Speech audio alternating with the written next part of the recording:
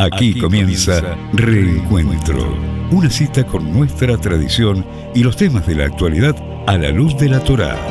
Reencuentro le propone un encuentro con el judaísmo. Conduce Alberto Rusco Lequier.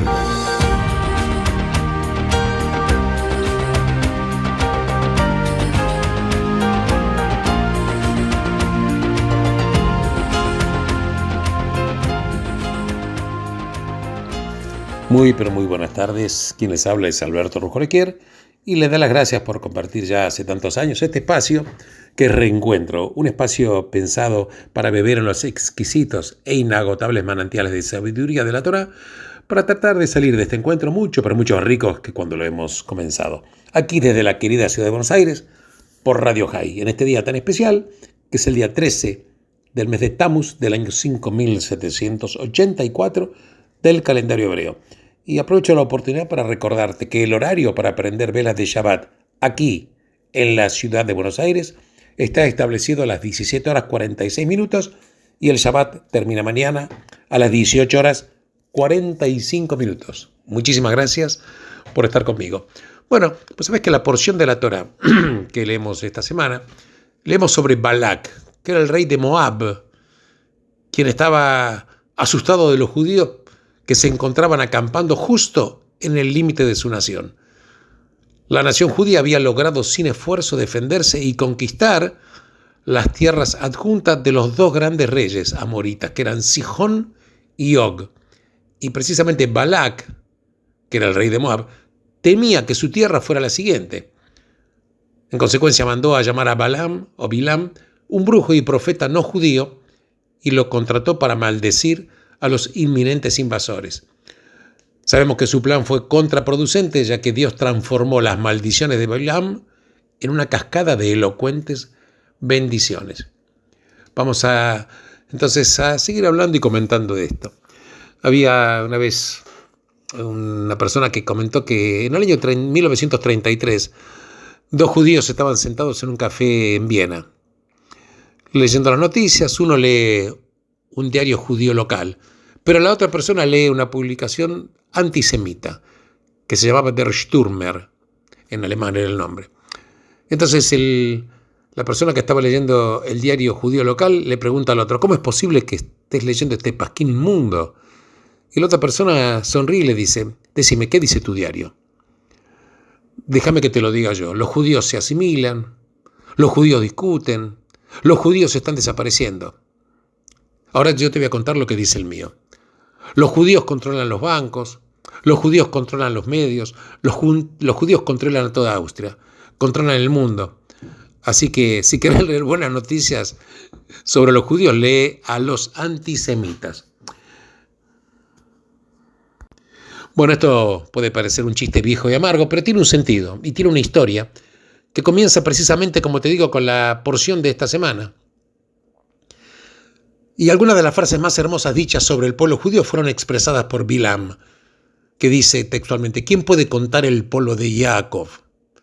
Que mi fin sea como el de ellos. Cuán hermosas son tus tiendas, Jacob, tus moradas, Israel. Una estrella saldrá de Jacob, un cetro se elevará de Israel. Veamos, Bilam no era amigo de los judíos. Habiendo fracasado en maldecirlos, finalmente ideó un plan que funcionó.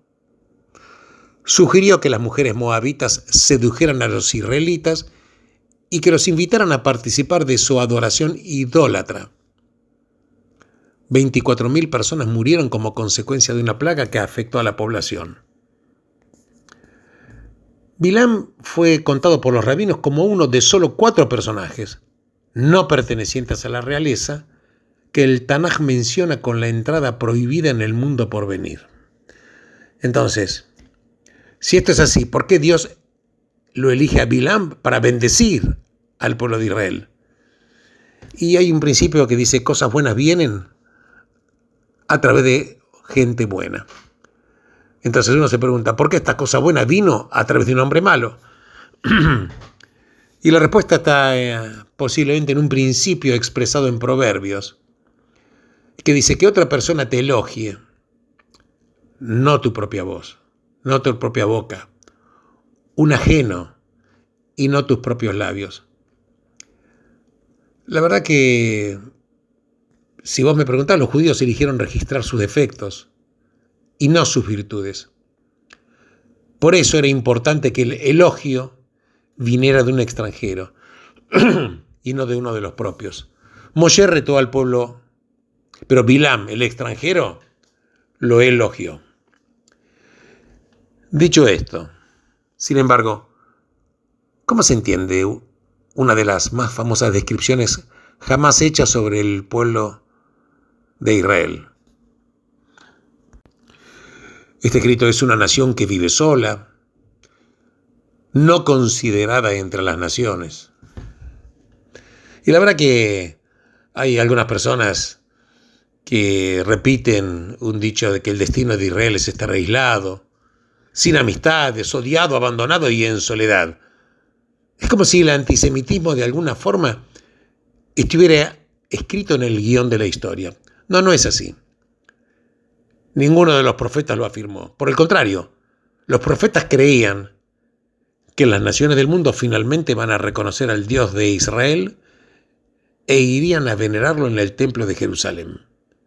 Incluso Zeharia predijo que un día 10 personas de todas las lenguas y naciones van a tomar firmemente el ruedo de la vestimenta de un judío y le van a decir: déjanos ir contigo, porque hemos oído que Dios está contigo.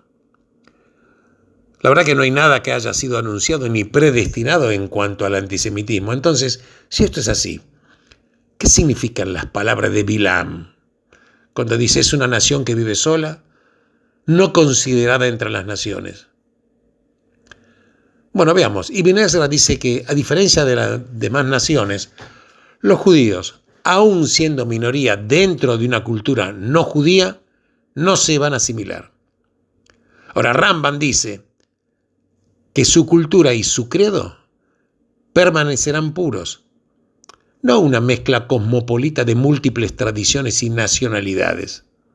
Pero hay otro que da una interpretación aguda, claramente dedicada a los judíos de su tiempo.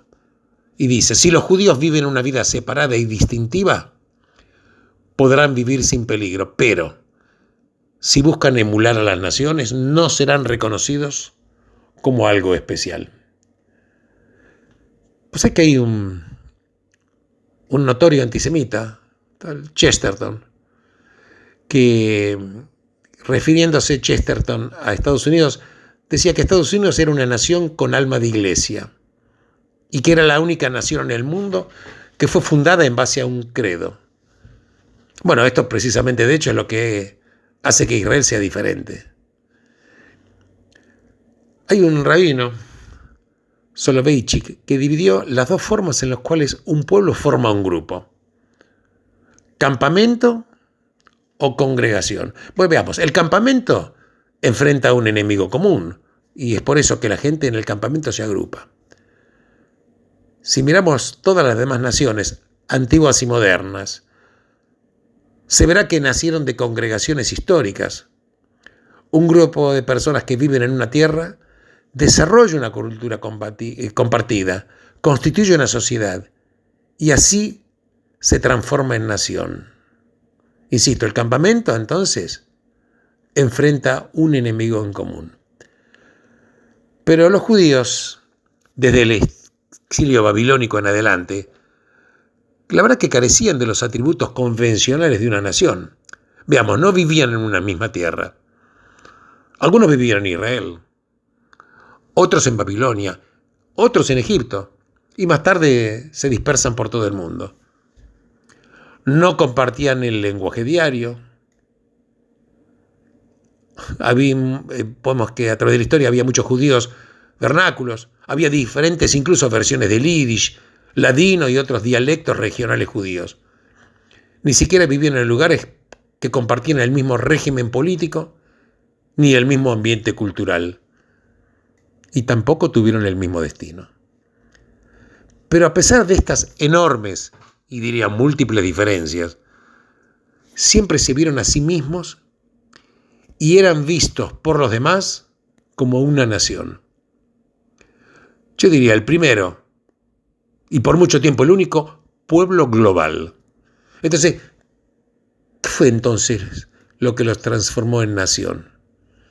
Y esta pregunta incluso la realiza Saadia Gaon en el siglo X y le da una respuesta famosa.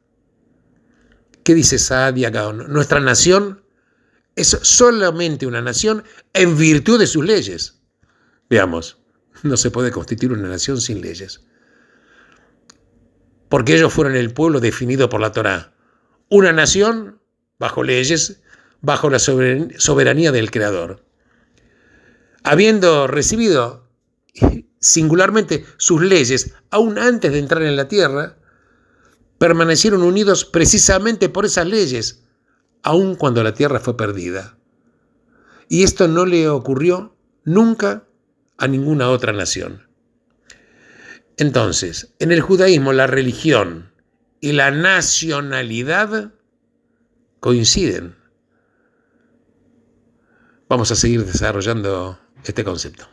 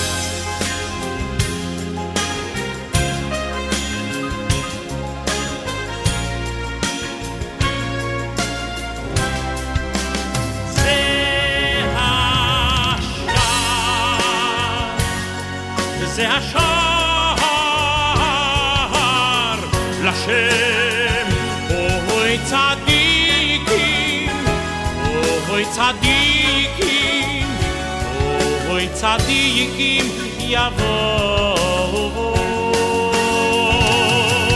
Ze Ashar, Lashem, Ohoy Tzadikim, Ohoy Tzadikim, Ohoy Tzadikim, Yavo.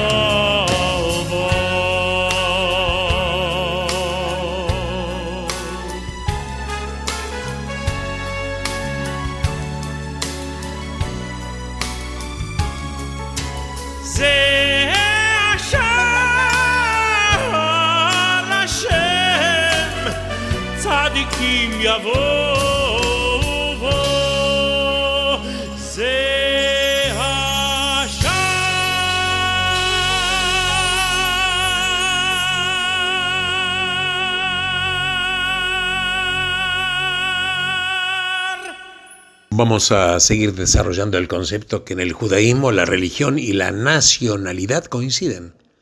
Veamos, hay naciones con muchas religiones.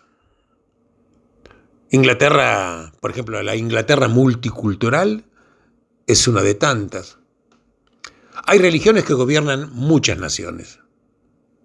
El cristianismo y el islam son ejemplos obvios. Pero solamente en el caso del judaísmo hay una correlación unívoca entre la religión y la nacionalidad. Sin judaísmo, no habría nada que conecte a los judíos a través del mundo. Claro, salvo el antisemitismo. Y sin la nación judía, el judaísmo dejaría de ser la que siempre ha sido, la fe de un pueblo unido por un lazo de responsabilidad colectiva de uno a otro y con el Creador. Entonces Bilam estaba en lo cierto. El pueblo judío es realmente único. Por lo tanto, nada puede ser más errado que definir al judaísmo como una etnia. Porque si la etnia es una forma de cultura, los judíos no constituyen una, sino muchas. En Israel los judíos son diccionarios parlantes de casi todas las etnias bajo el sol.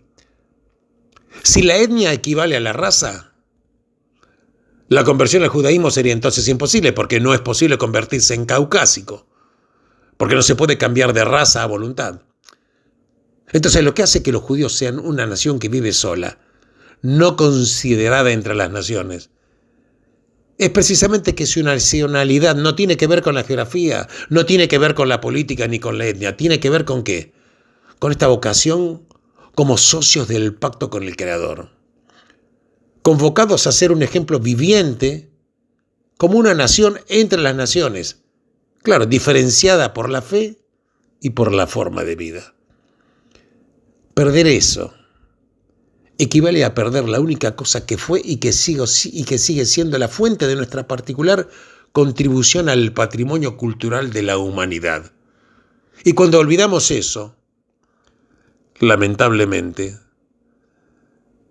el Creador hace que gente como Bilam nos lo recuerde. Y yo creo que no hay que tener necesidad de este recordatorio. Y creo que un concepto que quiero insistir. Sin judaísmo, no habría nada que conecte a los judíos a través del mundo. Y sin la nación judía, el judaísmo dejaría de ser la que siempre ha sido, que fue la fe de un pueblo unido por este lazo, de responsabilidad colectiva de uno con otro. De uno con otro.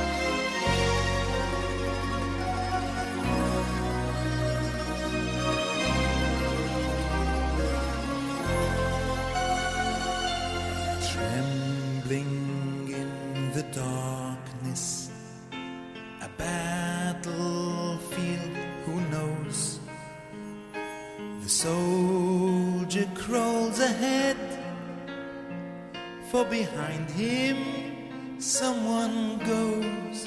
Oh heaven, pounding is his heartbeat. He whispers words of prayer. It seems that all his life in a flash may disappear. Wait, the crack of dawn as it greets the weary trooper.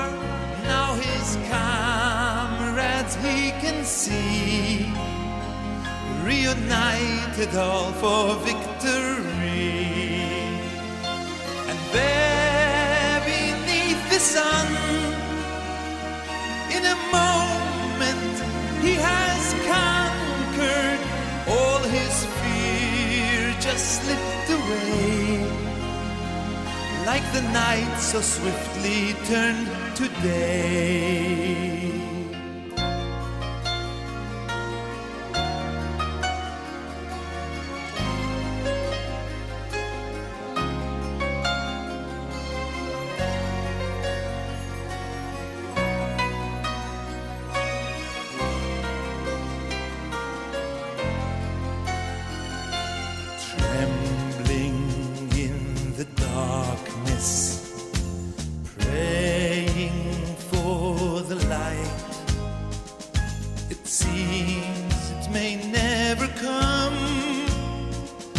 The darkest of the night. Oh yes, this lawless, it surrounds us. A battlefield, who knows? We slowly inch ahead. We believe it's really close. Wait, the crack of dawn, bright horizon, soon the sunshine. Yes, Moshiach's on his way. All the grief, the sorrow slipped away. The past is but a dream. In Yerushalayim, the Beis Hamikdash. Yes, this goal is slipped away, like the night so swiftly turned to day. Celebration, exaltation, young and old dancing everywhere. We believed it all, heaven standing tall, eternal paradise, euphoria. The past is but a dream.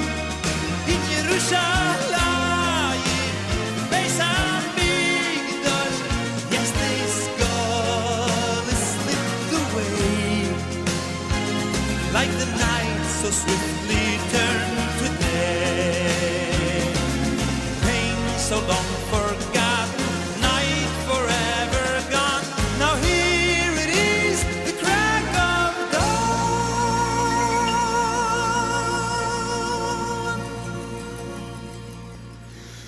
Hablamos entonces de Bilam, y esto nos lleva a hablar también inevitablemente de liderazgo. Y uno se pregunta, ¿el liderazgo consiste en tener una cantidad de habilidades y la capacidad de tomar y manejar el poder? ¿O tiene además una dimensión esencialmente moral? Pregunto, ¿puede una mala persona ser un buen líder? ¿O su maldad comprometerá su liderazgo? Hago estas preguntas porque precisamente esa es la pregunta planteada por la figura central de la porción de la Torá de esta semana, que era el profeta pagano Bilam. Veamos. ¿Existió Bilam?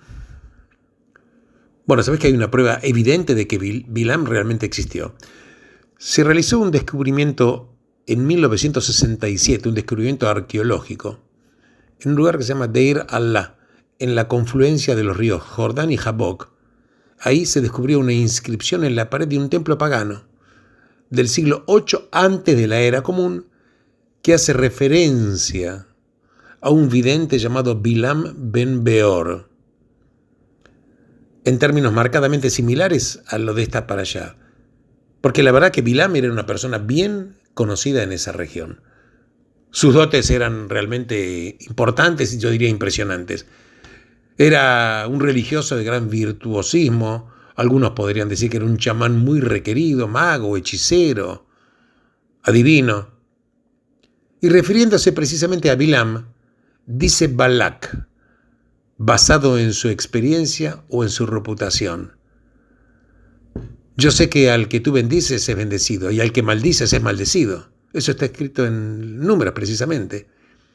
Y esto la literatura rabínica no lo cuestiona. Y tampoco la frase ningún profeta ha aparecido en Israel como Moshe, a quien el Señor conoció cara a cara. Esto está escrito en Deuteronomio. Pero los sabios fueron todavía más allá diciendo: en Israel no hubo profeta más grande que Moshe, pero sí lo hubo entre las naciones. ¿Quién era ese profeta de otras naciones? Era Bilam. Una fuente midrásica dice que no hubo nada en el mundo que el santo bendito sea no le haya revelado a Bilam, que sobrepasó a muchos en el conocimiento de la magia, porque a nivel técnico Bilam tenía todas las cualidades de la magia. Pero finalmente el fallo final o el veredicto ulterior sobre Bilam es negativo. Vemos, por ejemplo, la secuencia irónica del episodio de las bendiciones y las maldiciones. Los israelitas, habiendo sido salvados por Dios de las supuestas maldiciones de Moab y Midian, sufrieron una tragedia autoinfligida al no resistir las tentaciones de las mujeres del lugar. Está escrito que la ira de Dios fue feroz. Y está escrito también que fue Bilam el autor de esta estrategia. Ellos fueron los que siguieron el consejo de Bilam, y lo que ocurrió fue un plan elaborado para alejar precisamente a los israelitas del camino del Creador. Y es por eso que la plaga cayó sobre el pueblo del Señor. Entonces, a pesar de haber fracasado en maldecir a los israelitas, logró luego causarles un gran daño. Y por eso, la imagen que surge de las fuentes judías era de un hombre que tiene grandes dotes, un profeta importante, genuino, un personaje que los sabios incluso comparan con el mismo Moshe, pero al mismo tiempo dueño de un carácter fallido que a la larga conduciría a su caída y a su reputación como malvado, siendo uno de los condenados por la Mishnah a no tener, como dije antes, un lugar en el mundo venidero. Ahora, ¿dónde radica su falla? Bueno, hay muchas opiniones o especulaciones posiblemente, pero el Talmud infiere que tiene que ver con su nombre. Porque, ¿qué quiere decir Bilam? ¿Cuál es el significado de Bilam? Y el Talmud responde: es un hombre sin pueblo. Belo Am, un hombre sin pueblo. Claro, uno diría, es una diferencia sutil, porque veremos que no es tan así. Bilam es un hombre sin lealtades. Balak lo mandó llamar diciendo: ven, maldice a este pueblo porque es demasiado poderoso para mí. Porque yo sé que a los que bendices son bendecidos y a los que maldices son maldecidos. En definitiva, Bilam era un profeta que se podía contratar. Tenía poderes, algunos dirían sobrenaturales. Si bendecía a una persona iba a tener éxito, y si la maldecía, esta persona iba a estar signada por el infortunio. Pero no hay ningún informe que hable de que Bilam era un profeta con sentido moral, que le preocupara la injusticia, lo bueno o lo malo de las personas cuyas vidas podía afectar. Era un sicario. Bilam era un solitario. Sus servicios podían ser contratados, requeridos, y tenía habilidades, claro, que usaba con efecto devastador. Pero ¿qué es lo que él no tenía? ¿De qué carecía? Y carecía de compromisos, de lealtades, y carecía de anclaje en la humanidad. Era el hombre Belo Am, o sea, un hombre sin un pueblo. Pero Moshe, veamos. Moshe era lo contrario. Dios mismo dijo de él, es supremamente leal a mí en toda mi casa. Y a pesar de las decepciones que le provocó el pueblo, nunca dejó de discutir Moshe con el Creador a favor del pueblo judío. En la primera intervención que tuvo Moshe cuando representaba al pueblo ante el faraón que provocó el empeoramiento de las condiciones de trabajo, ¿qué dice Moshe? Dice, oh Señor, ¿por qué maltratas a tu pueblo? ¿Por qué me has enviado? Cuando los israelitas, por ejemplo, construyeron el becerro de oro y Dios amenazó con destruirlos y comenzar de nuevo con Moshe, él dijo, ahora por favor, perdona su pecado. Si no, bórrame del libro que has escrito. Y cuando el pueblo, desmoralizado por el informe de los espías, quiso retornar a Egipto y la ira de Dios se desató contra ellos, ¿qué dice Moshe? Le dice al Creador, con tu gran amor perdona el pecado de esta nación, así como lo has hecho desde el tiempo en que salieron de Egipto hasta ahora. Y cuando Dios amenazó castigar al pueblo por la rebelión de Coraj, Moshe rezó, ¿vas a estar enojado con toda la asamblea por culpa del pecado de un solo hombre, que era Coraj? Y asimismo en el caso de Miriam, cuando ella habló mal de él y fue castigada con la lepra, Moshe incluso en ese momento rezó a Dios por su bien y le dice, por favor, Dios, cúrala ahora. En definitiva, Moshe nunca dejó de abogar por su pueblo, aunque hubiera pecado por más audaz que fuera la plegaria y aún incluso poniendo en juego su relación con el Creador. Porque incluso Moshe, conociendo los defectos del pueblo, se mantuvo totalmente leal a ellos. Hay una palabra hebrea que es emuná. Suele traducirse como fe. Y eso es lo que significaba en la Edad Media. Pero en hebreo bíblico, la traducción más acertada de emuná es fidelidad, confiabilidad, lealtad. ¿Qué implica esta palabra? Implica no abandonar al otro en momentos de dificultad, porque es una virtud clave de todo pacto. Claro, existen personas con grandes dotes, a veces tanto intelectuales como espirituales, pero sin embargo no llegan a tener éxito que hubieran podido lograr. ¿Por qué? Porque carecen de las cualidades morales de integridad, de honestidad, de humildad y sobre todo de lealtad. Lo que hacen, lo hacen brillantemente, pero frecuentemente se equivocan. Conscientes de sus dotes inusuales, tienden a menospreciar a los demás, no resisten a la arrogancia, el orgullo. Bilam es un ejemplo clásico de todo esto. Y el hecho de que planeaba incitar a los israelitas al pecado, aún incluso sabiendo que Dios estaba con ellos, es una medida de cómo los más grandes, incluso los más grandes, pueden caer a las profundidades más extremas. Aquellos que son leales a otra gente van a encontrar que recíprocamente esas personas le van a ser leales. Los que no son leales a la larga generan desconfianza, pierden autoridad, cualquier autoridad incluso que pudieran haber tenido. En definitiva, el liderazgo sin lealtad no es liderazgo, porque las habilidades solas no sustituyen a las cualidades morales que generan la adhesión de la gente. Porque finalmente seguimos a aquellos en los que confiamos, porque sus acciones nos generaron confianza. Y es por esto que Moshe fue el gran líder que Bilam pudo haber sido, pero que, sin embargo, no lo fue. En definitiva, siempre sé leal a las personas a las que conduces.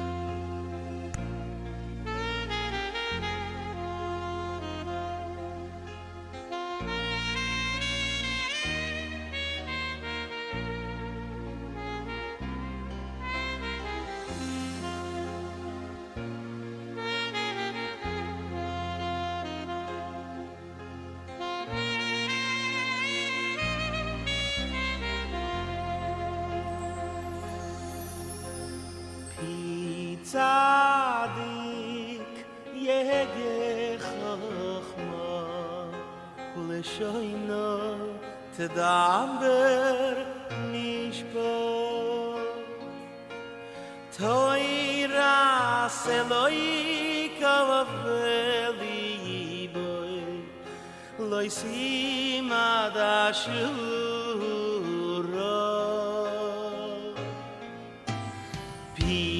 Tzadik yege chachma Uleshoino tedaber mishpat Toira seloi kavaveli boy Loisim adashura Tzadikim hirshu haaretz Ve'yishkenu la'adaleha Tzadikim hirshu haaretz Ve'yishkenu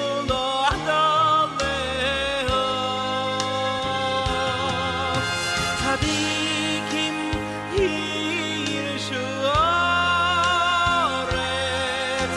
ve'yishkenu la'adaleha Tzadikim hirshu haaretz ve'yishkenu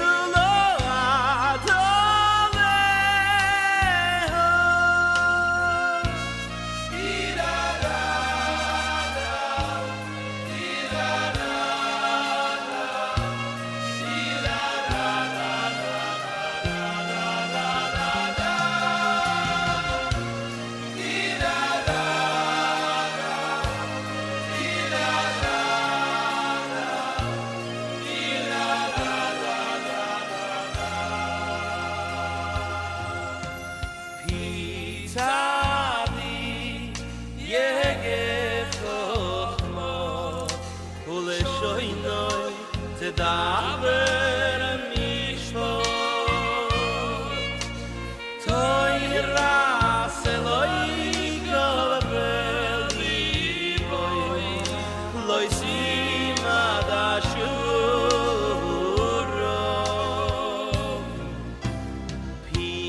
Tzadik yege chachma Uleshoino tedaber mishpat Toira seloi kavaveli boy Loisim adashura Tzadikim hirshu haaretz ve'yishkenu la'adaleha Tzadikim hirshu haaretz ve'yishkenu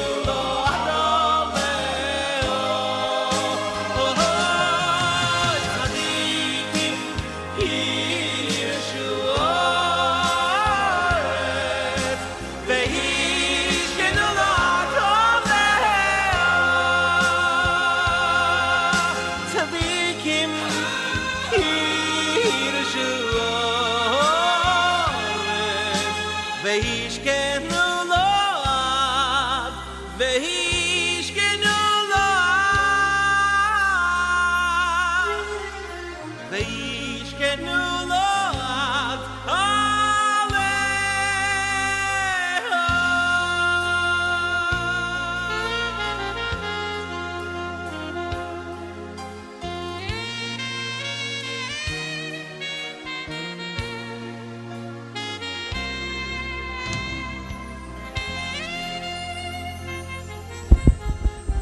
Hay un dicho en Yiddish que dice que el hombre planea y Dios se ríe.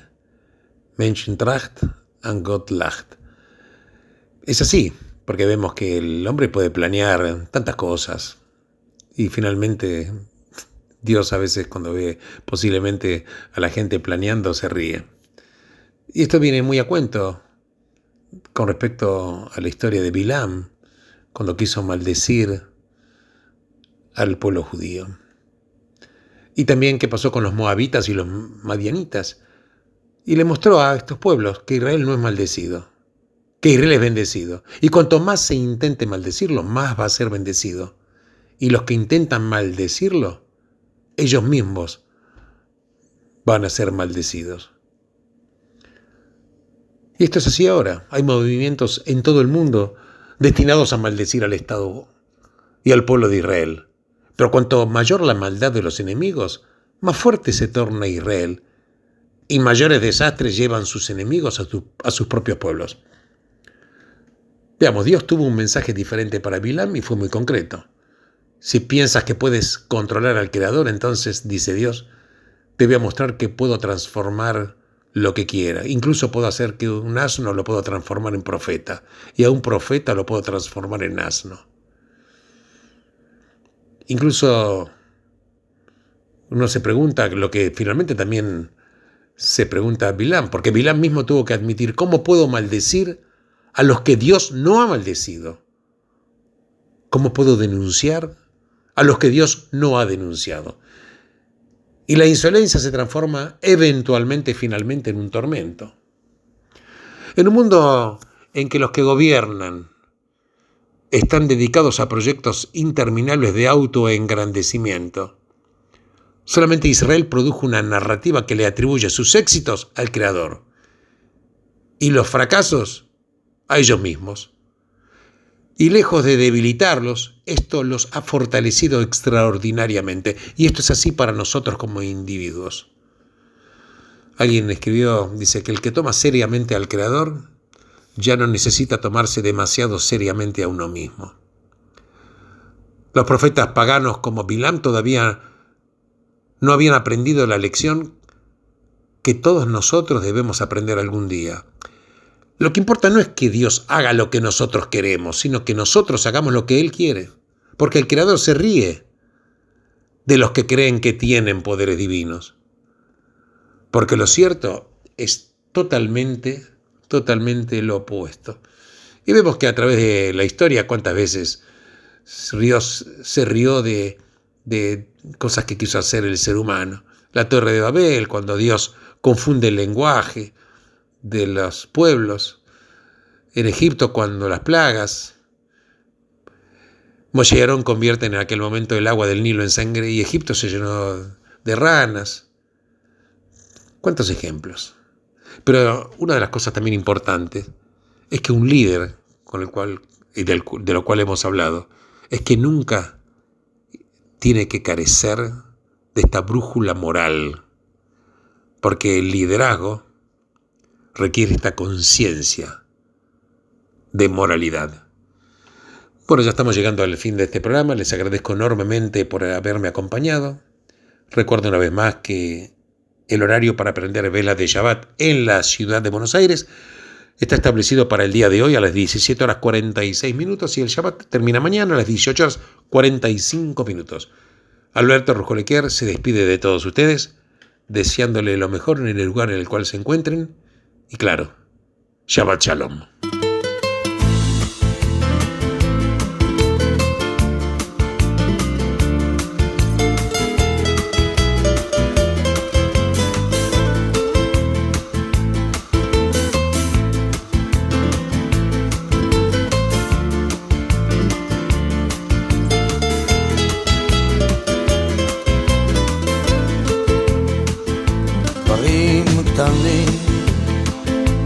דברים פשוטים וקצת הפתעות באמצע הדרך, זמנים חולפים ומשתנים. אתמול אתה היית מלך, לאן פרחו הציפיות ואיך נשארת בלי תשובה, עוד לא הספקת לעשות נשאר מכל העבר? הכל תלוי בך חבר, היה חזק אל תישבר, אל תיתן לעצבות בך לפגוע, היה חזק ותתגבר. הכל תלוי בך חבר, היה חזק אל תישבר, אל תיתן לעצבות בך לפגוע, היה חזק ותתגבר.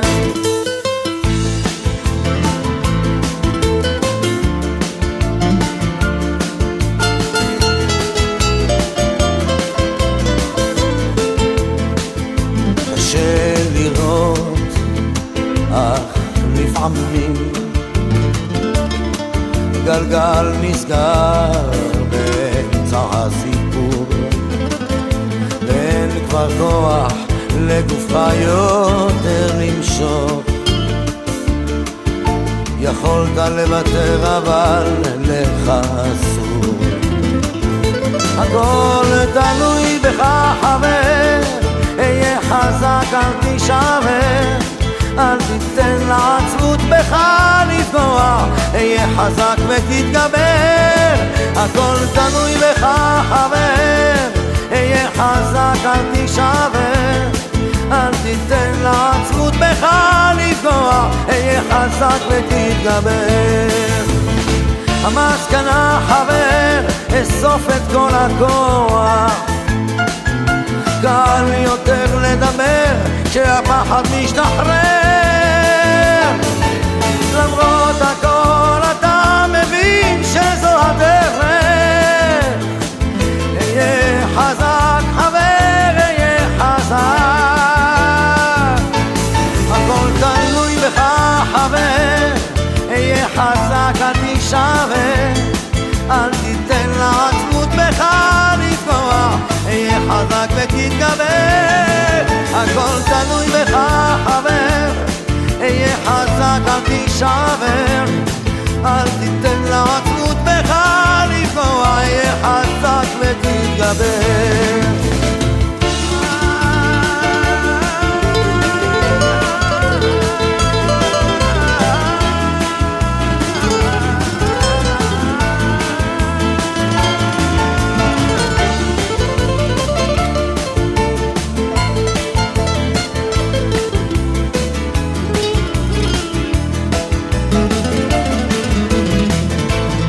הכל תלוי בך חבר, היה חזק אל תישבר, אל תיתן לעצבות בך לפגוע, היה חזק ותתגבר. הכל תלוי בך חבר, היה חזק אל תישבר, אל תיתן לעצבות בך לפגוע, היה חזק ותתגבר.